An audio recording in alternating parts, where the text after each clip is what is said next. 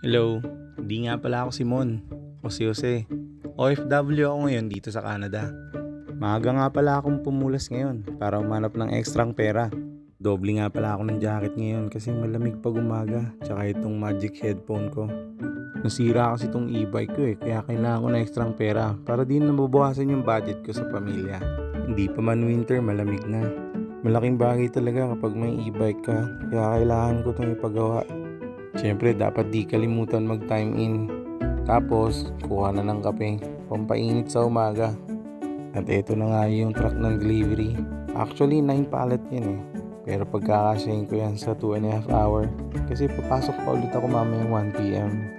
Pagka naka full-time work permit ka, huwag ka muna magtrabaho sa iba.